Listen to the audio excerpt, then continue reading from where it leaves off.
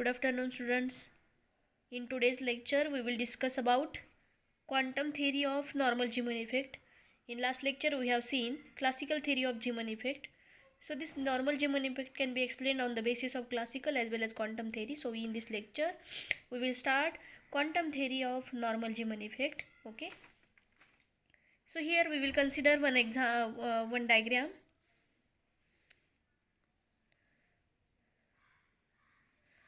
This is the revolving electron. Suppose this is the revolving electron. Electron is revolving around the nucleus in n circular orbit in clockwise direction. This is the path of electron, clockwise direction. And we know that due to this revolving electron, there is a angular momentum associated with this electron is denoted by letter L bar. Okay, denoted by letter L bar.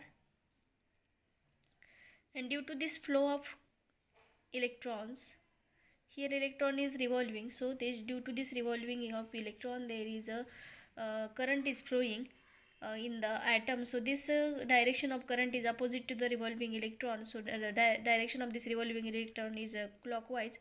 So this current is flowing opposite to the electron flow. म्हणजेच काय, electron आपण clockwise direction दाखवलेली आहे, तर current जर तयार होत असेल मुव्हिंग इलेक्ट्रॉनमुळे तर तो त्याच्या अपोजिटमध्ये असेल current. Okay, this is the direction of current. Okay, मग आता जर रिव्हॉल्विंग इलेक्ट्रॉन मुळे जर करंट डेव्हलप होत असेल, करंट लूप डेव्हलप होत असेल, पण त्याला काय म्हणतो आपण, मॅग्नेटिक डायपोल. काय म्हणतो आपण, मॅग्नेटिक डायपोल. का तर जर इलेक्ट्रॉन फ्लो होत असेल कारण इलेक्ट्रॉन चार्जड आहे, चार्जड बॉडी आहे, मग एखादी चार्जड बॉडी जर रिव्हॉल्व होत असेल तर काय होतं, तिथं करंट जनरेट होतो, आणि करंट जनरेट झालं की त्याला आपण काय म्हणतो, magnetic dipole. So this atom acts as a magnetic dipole. This atom acts as a magnetic dipole due to the current. Okay, so direction of this current is opposite to the electron flow. Okay, so here this magnetic dipole, the direction of this magnetic dipole is opposite to the this angular momentum, and this is denoted by mu L bar.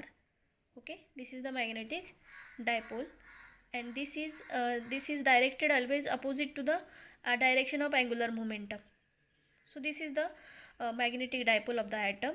Okay, so this atom is acts as a magnetic dipole, and hence the magnetic moment of this atom we will consider here.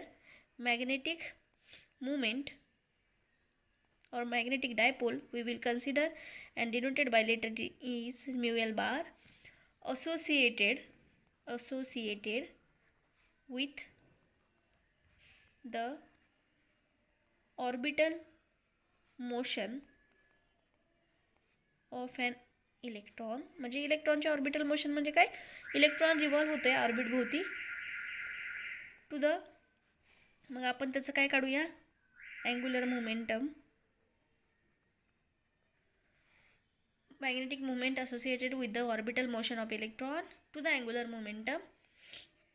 Angular momentum त्याचं काय आहे, L bar is given by. Angular momentum vector quantity आहे म्हणून आपण L बार लिहिलेला आहे, पण त्याचा आपण मॅग्नेटिक मोमेंट आपण कॅल्क्युलेट करतो आहे, is equal to -e/2m.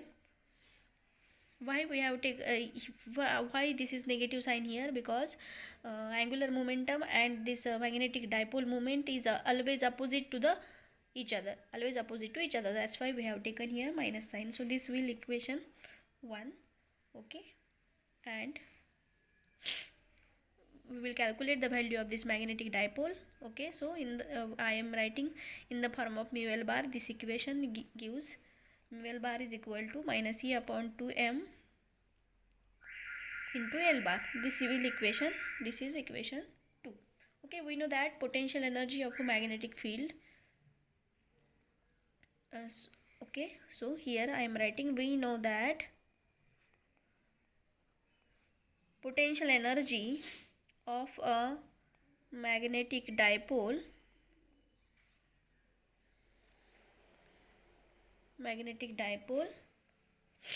placed in magnetic field जर आता मॅग्नेटिक फील्ड जर आपण ॲप्लाय केलं ह्या ॲटमला, म्हणजे काय आहे इथं आपण ज्यावेळेस हा ॲटम कन्सिडर करतो आहे, तर हा ॲटम आहे it acts as a magnetic dipole. आणि मग ह्या मॅग्नेटिक डायपोलला जर मॅग्नेटिक फील्ड अप्लाय केला आपण perpendicular to the plane of the orbit, perpendicular to the plane of the orbit, this is the direction of magnetic field. This magnetic field which I am denoted by this h bar. Okay, so this is the magnetic field. It is always perpendicular to the plane of the orbit. Okay, so here we know that the potential energy of a magnetic dipole placed in a magnetic field H is given by, मग मी त्याचं potential energy calculate करते. हा magnetic dipole जर magnetic फील्डमध्ये जर आपण ठेवला तर काय होतं, त्याची जी पोटेन्शियल एनर्जी आहे ती डेल्टा ई या लिटरने डेनोट करते मी, minus mu L H cos theta. काय असते ती, minus mu L H cos theta. Okay, मग मी काय करते, व्हॅल्यू पुट करते. हे इक्वेशन किती आहे, 3 आहे. यूजिंग इक्वेशन 2 in 3 म्यूएलची व्हॅल्यू ऑलरेडी आपल्याकडे आहे ती इथं पुट करते. इक्वेशन काय तर delta E is equal to minus in bracket minus E upon 2m L आहे तसाच एच कॉस थीटा. तर ही पोटेन्शियल एनर्जी निघाली. ओके, तर हे मायनस मायनस काय होईल, आतलं प्लस होईल. Delta E is equal to E upon 2m into bracket LH cos theta. What is L is here? What is L is here? What is L is orbital angular momentum. Orbital angular momentum. Okay, this what is L is orbital angular momentum. This will equation 4. Okay, now here when we taken the projection of this L bar vector along this magnetic field direction, so this is the projection of the L bar vector along H bar. Okay, because of this when we apply the magnetic field, this vector is precise along the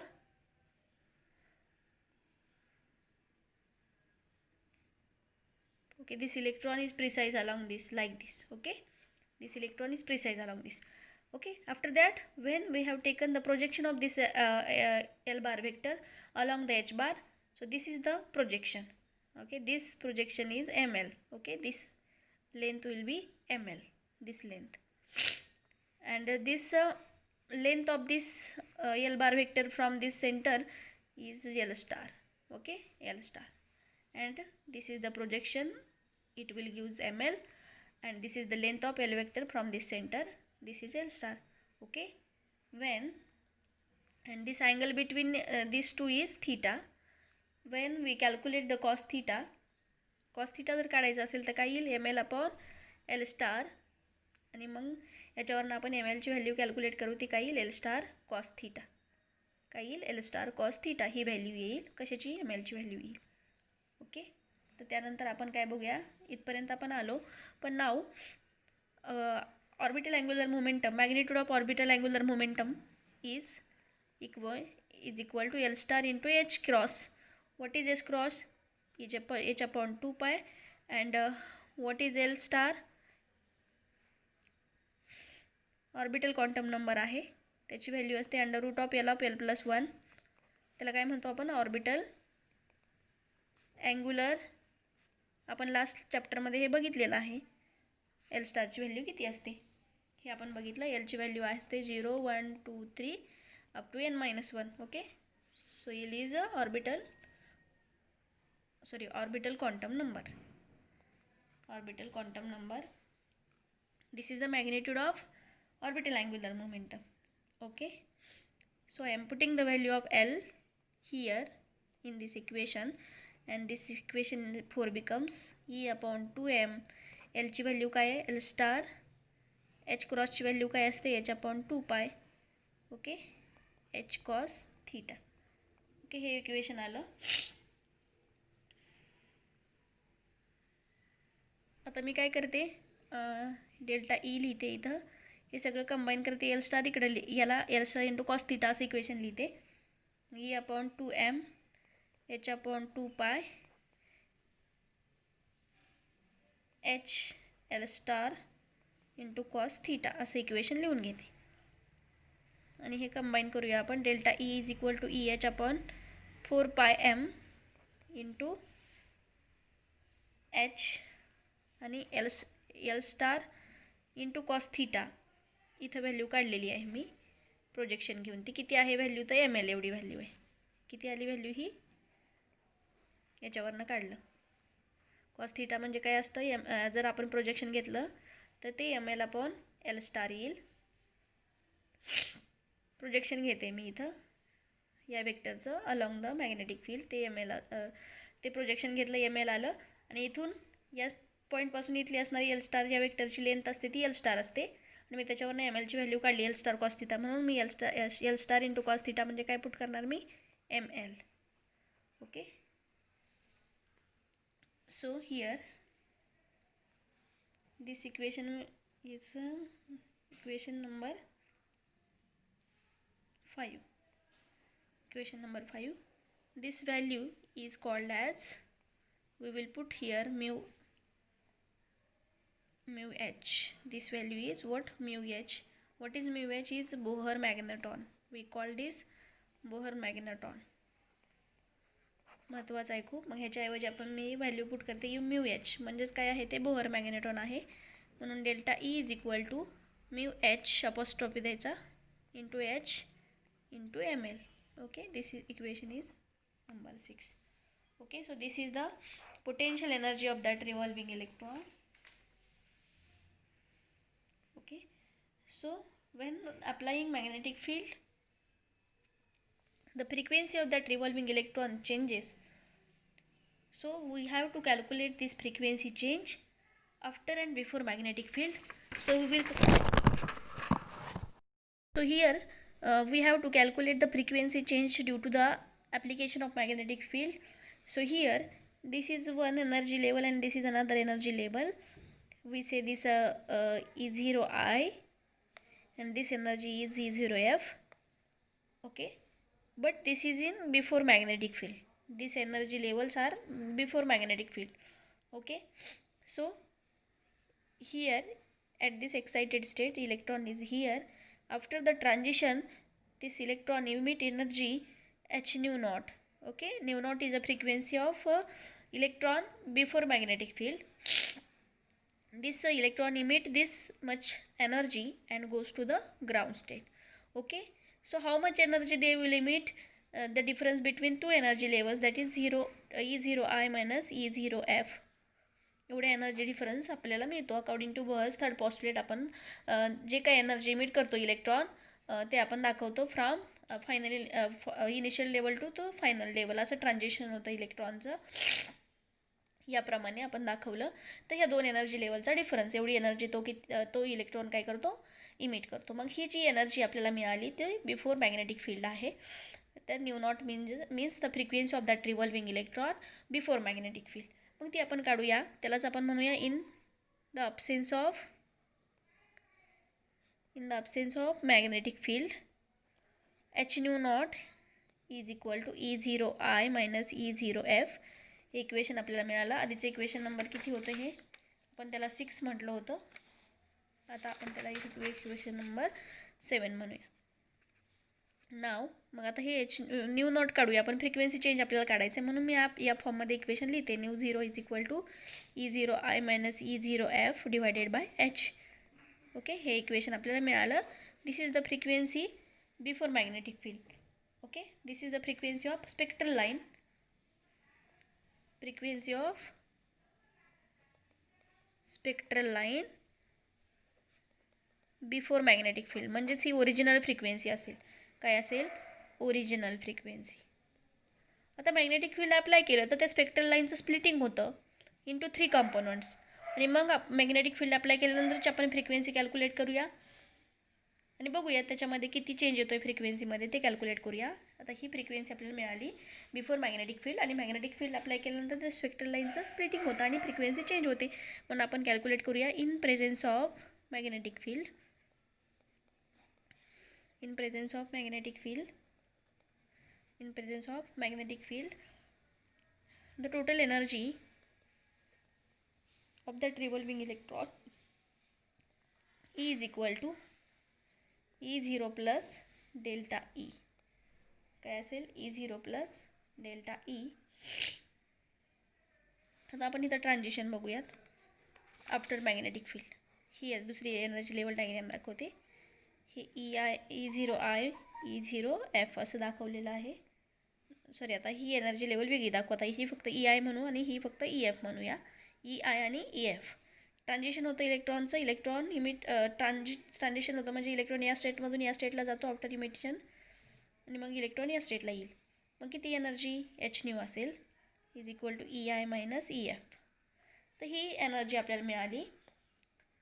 या दोन energy लेवलचा difference EI minus EF. Okay. New म्हणजे frequency आहे त्या इलेक्ट्रॉनची in presence of magnetic field. He before magnetic field होती. आता हे न्यू म्हणजे काय? फ्रिक्वेन्सी आहे त्या इलेक्ट्रॉनची in presence of magnetic field. आणि मग आपण एनर्जी कॅल्क्युलेट करतो आहे. E is equal to E0 plus delta E. आणि डेल्टा ईची व्हॅल्यू आपल्याकडे आहे. E is equal to E0 plus delta ईची व्हॅल्यू कॅल्क्युलेट केलेली आहे मागच्या लेक्चरला. सॉरी, मागच्या ह्या पॉईंटमध्ये, ह्या पेजमध्ये इथं ती किती आहे? μH. ही पुट आपण इथं करूया. μH into ml. ओके. मी ml म्हणते याला. आता इथं काय आपण बघतो, इथं एक ही हायर एनर्जी लेवल आहे, ही लोअर एनर्जी लेवल आहे. आणि मग त्याच्यासाठी इक्वेशन आपण हे लिहून घेऊया. इथं दोन एनर्जी लेवल आहेत. एक इनिशियल लेवल आहे, त्याच्यासाठी एनर्जी लिहिते मी. सॉरी, ही हायर एनर्जी लेवल आहे, त्याच्यासाठी एनर्जी लेवल लिहिते. ही कसली? EI म्हणजे हायर एनर्जी लेवल आहे, त्याच्यासाठी एनर्जी असणारी EI आहे. म्हणून मी ही इक्वेशन आहे हायर आणि लोअर एनर्जी लेवलसाठी लिहिते. हेच इक्वेशन, फक्त ईच्या ऐवजी EI लिहिते मी. E0 इथं पण I लिहिते प्लस μH इंटू ml. त्याच्यासाठी सुद्धा इथं I लिहिते. ओके. त्यानंतर EFसाठी इक्वेशन लिहिते मी. E0F असं लिहिते प्लस μH. हे दोन्ही कॉन्स्टंट, त्याच्यामुळे तिथं काही लिहायचं नाही. ml आणि इथं F. हे इक्वेशन झाले. याला इक्वेशन नंबर 9 म्हणूया आपण. ओके. तर ही हायर एनर्जी लेवल, तशीच ही कसली? लोअर एनर्जी लेवल आहे. ओके. तर हे कॅल्क्युलेट करून घेतलं मी. आता in presence of magnetic field इथं आपण काढलं आहे तसं. इथं काय आहे बघा? In presence of magnetic field. ही जी फिगर आहे ते in presence of magnetic field. In presence of magnetic field जी एनर्जी आहे EH न्यू, ही किती आहे? EI मायनस EF एवढी आहे. ओके. आता मग मी याच्यावरनं न्यूची व्हॅल्यू काढते. EI minus EF divided by H. He value मिळाली मला. बरोबर. मग आता माझ्याकडं EIची पण व्हॅल्यू आहे आणि EFची पण व्हॅल्यू आहे, जी इथं मी लिहिलेली होती. मग ती मी इथं पुट करते. E0I plus μH ml I. Minus आहे ना इथं, म्हणून मायनस लिहिते. मायनस, मी असंही लिहिलं तर चालतं. EI upon H minus EF upon H. Separate करून लिहिते मी. Minus E0F μH ml F. Minus केलं ना ह्याला. EIचं हे लिहिलं EI अपॉन Hसाठी, तर EF अपॉन Hसाठी लिहिते. डिवायडेड बाय काही H येईल. बरोबर. आता मी कॉमन घेते इथं, नाही तर सेपरेट लिहिलं तर चालेल. ह्याला दोघांना डिवायडेड बाय काय आहे? H आहे. दोघांना काय आहे? Divided by H. आता मी कॉमन घेते. काय काय आहे ते? न्यू इज इक्वल टू काय येईल? E0I E0F कॉमन घेते, त्याला डिवायडेड बाय H लिहिते प्लस μH आणि H हे दोघं कॉमन निघेल आणि in bracket MLI minus MLF असं इक्वेशन येईल. त्याला आपण डिवायडेड बाय H लिहिते, सेपरेट त्याचे डिनॉमिनेटर करून लिहिते. मग हे जे आहे ते काय आहे, न्यू नॉट, म्हणून मी याच्याऐवजी न्यू नॉट पुट करते. प्लस म्यू एचची व्हॅल्यू आपल्याकडे आहे. म्यू एचची व्हॅल्यू कुठं कॅल्क्युलेट केली होतं आपण इथं. ही म्यू एचची व्हॅल्यू कुठं पुट केलेली आहे, ती काय करायची, पुट करायची इथं म्यू एचची व्हॅल्यू. ती म्यू एचची व्हॅल्यू मी पुट करते इथं. न्यू 0 आलं. म्यू एचची व्हॅल्यू काय आहे तर EH अपॉन 4πm. ओके. आणि मग हे बाकीचं आहे तसंच H into MLI minus MLF divided by H. Okay. तर न्यू 0 तसंच ठेवते. प्लस या Hला हा H घालवते आणि राहिलेलं लिहिते EH अपॉन 4πm. आता हे MLI मायनस MLF आहे, म्हणजेच काय, हे डेल्टा ML लिहिते मी. काय लिहिते त्याच्याऐवजी, डेल्टा ML. त्याच्याऐवजी डेल्टा ML लिहिते. आणि हे इक्वेशन रिअरेंज करून जर लिहिलं मी तर काय येईल, new plus delta ML into EH upon 4πm असं इक्वेशन येईल. आणि मग काय आहे, हे न्यू म्हणजे काय आहे, फ्रिक्वेन्सी आहे इलेक्ट्रॉनची, तर in presence of magnetic field. He frequency आहे बिफोर मॅग्नेटिक फील्ड. आणि डेल्टा ML ते त्याचं प्रोजेक्शन आपण घेतलेलं आहे. आणि हे आता इथं आपल्याला सिलेक्शन रूल बघायचे आहेत. हे डेल्टा MLची व्हॅल्यू किती पुट करायची, सिलेक्शन रूल फॉर ML आपल्याला बघायचे आहेत. आणि मग सिलेक्शन रूल बघताना त्याचे सिलेक्शन रूल एकतर +1 असतो, 0 असतो, -1 असते. MLच्या व्हॅल्यू किती असतात, +1 0 -1. आणि हे त्याचे सिलेक्शन रूल्स असतात. काय असतात, सिलेक्शन रूल्स. ओके. मग आता काय करायचं, एकदा +1 पुट करायचं डेल्टा MLच्या ऐवजी, म्हणजे delta ML is equal to, हे सिलेक्शन रूल्स आहेत MLसाठीचे. मग delta ML is equal to किती घ्यायचं आहे, +1 0 -1. म्हणून ह्या इक्वेशनमध्ये काय करायचं, एकदा पुट करायचं 1. एकदा 1 पुट करून इक्वेशन काय येते बघा, nu is equal to nu 0 plus MLच्या ऐवजी 1 पुट करायचं आहे, म्हणजेच काय येईल इथं, EH अपॉन 4πm